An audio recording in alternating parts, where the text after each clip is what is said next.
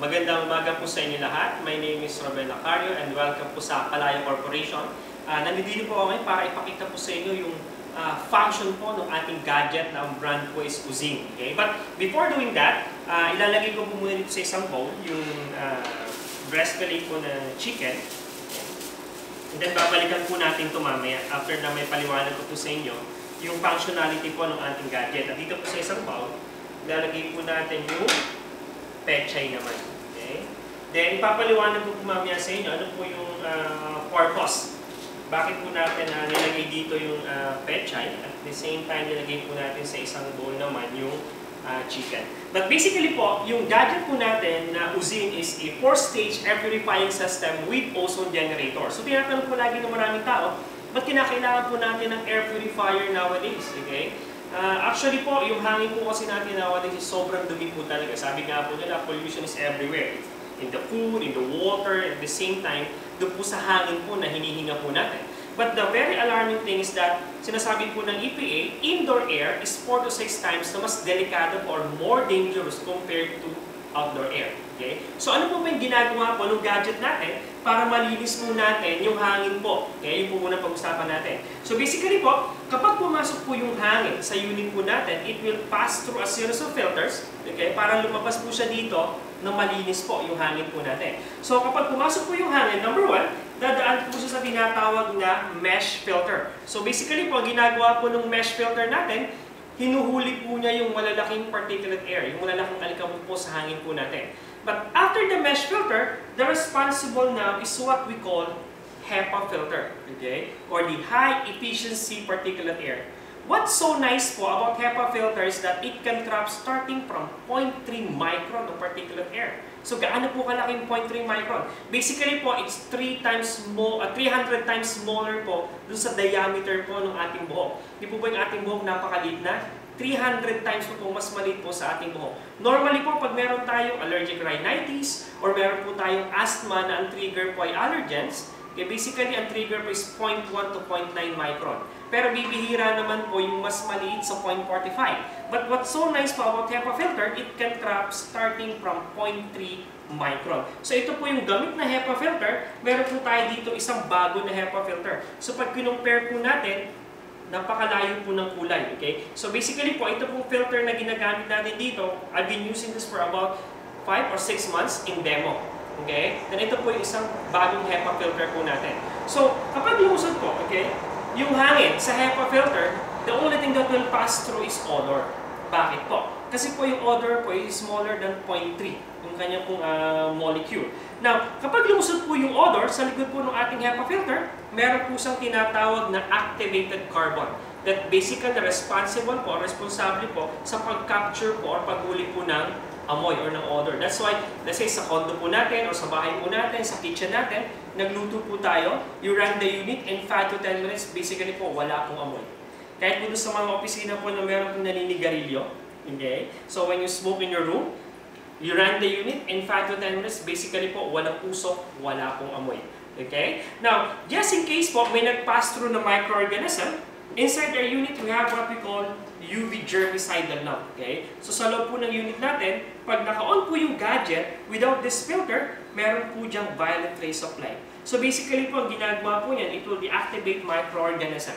Pinapatay po niya yung mga microorganism po na pumapasok po sa unit natin to make it sure na pag lumabas po dito yung hangin sa harap po ng ating unit, okay, sa output po niya, wala po siyang microorganism. Kaya po isang advantage po, okay, na meron yung mga opisina po o yung mga crowded area po na meron pong cuisine is that kahit po may inuubo, may sinisipon po sa opisina, ang nakakatuwa po, yung mga office mates po nila, hindi po sila nahahawa. So whatever filter po yung pinakita ko sa inyo on this side, basically po, it's the same filter on the other side. Kasi twin filter po yung ating unit. But aside from being an air purifier filter, ang nakakatuwa po sa ating unit is that this is also an ozonizer. Okay, so may nakalagay po dito, okay, sa ating po unit, okay, katabi po nung on natin na button, may nakalagay po na O3. Okay? So basically po, pag inactivate po natin yung button na ito na nakalagay po is O3, ang mangyayari po dyan, yung gadget po natin, magpo-produce po siya ng ozone gas. Okay? Basically po yung ozone po, hindi po siya bago. Okay? Andiyan dyan po yan for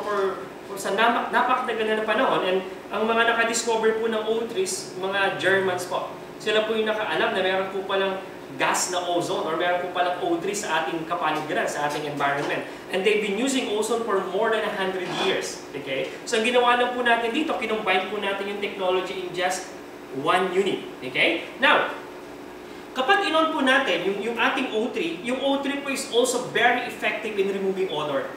Okay? Kasi sabihin po natin, may nag-smoke po, may amoy po na nasa air, at gusto mo siyang matanggal ng mas mabilis, just turn on the O3. But, by the way, kapag gagamitin niyo po yung ozone as air purifier, you have to remove this tube. Tanggalin niyo po yung tube na ito. Dapat po wala yung tube na ginagamit natin for our chicken. So, pabayaan niyo lang na lumabas po yung O3 dito.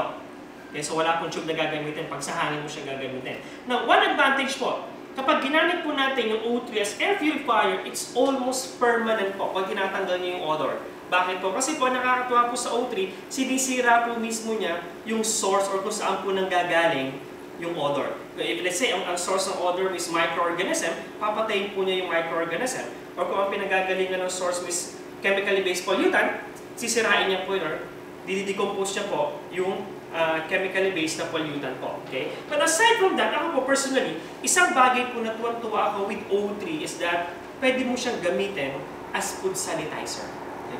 So ngayon po, ginagamit natin, babalikan na po natin ngayon yung chicken na nilagay natin kanina, ang ginagawa po natin ngayon, aside from being an air purifier, ginagamit din po natin yung ozone gas or yung O3 po bilang panlinis po ng pagkain.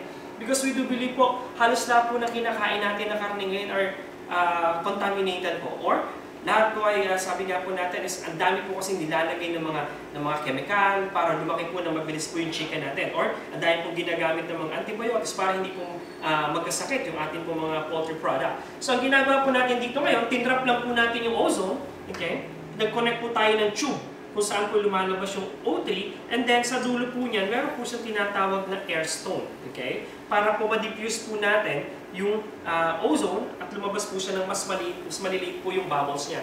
So basically, ang ginawa po natin, na pinakita ko sa inyo kanina, nilagay po natin yung chicken sa bowl, okay, na may water, and then nag-release po tayo ng O3. Okay? Then after ozonation po, for several minutes, nakita po natin, meron po nagsa-surface dun sa ating chicken. Okay? Sa bowl po. Ito po siya. Okay? Sabi diba, bubbles lang siya. But hindi po siya ordinary bubbles. Bakit po? Kasi kung ordinary bubbles po siya, wala po tayong makahawakan na ganito. Okay? Wala po tayong makukuha na substance, okay? Or material na ganito. Then, this substance, kapag binilad po natin, okay, sa araw, pinainitan po natin, pinatuyo po natin, titigas po siya na parang plastic. Okay? So, yun po siya. So, tinatanong iba, ano ba yan? Basically, this one is oxidized fats po ito, pero nung pinalaboratory natin, meron po siyang traces ng mga antibiotics and growth hormones in this substance. So, basically po, kapag ino-ozonate po natin yung mga karni natin, ang nakakatuwa po dyan, kakain po tayo ng napakalinis na pagkain. Kakain po tayo ng malinis na karne. You can ozonate chicken, you can ozonate pork, beef, you can also ozonate fish. Okay? Kasi hindi po tayo nakakasiguro kung wala pong ginagamit para ma-preserve po yung mga fish po natin na nahuhuli po sa dagat. At ang nakakatuwa po, assured po tayo sa bahay natin that ang isa-serve po natin sa family po natin ay napakalinis po ng pagkain. And aside from that, we can also ozonate vegetables. Okay? Kasi tayo po pag bumibili ng vegetable, as much as possible, gusto natin yung pinakamakinis, walang butas, at maganda sa lahat. But sabi nga po yung mga farmers na kaibigan po natin, that kapag yung gulay mo wala talagang kabutas-butas, basically, more or less, loaded siya ng pesticide or ng herbicide. So ang ginagawa po natin dito, kapag inosanate po natin yung ating pong vegetable, ang pinakamaganda nangyayari po, number one, natatanggal po natin lahat ng microorganism. Okay? Lahat po kung meron po yung mikrobyo, patay po siya. Okay? Pangalawa po, kung yung vegetable po natin na-expose po sa pesticide or herbicide, ang nakakatuwa po dito, na-decompose po yung pesticide or herbicide. So kakain din po tayo ng napakalinis na gulay. Lalo na po yung mga tao po na kumakain po ng raw na vegetables. Again, hindi na po nila niluluto. So napaka-importante po na ino-ozonate po natin at nililinis po natin yung mga kinakain po natin para sa gayon po hindi po magbigay sa atin ng karamdaman.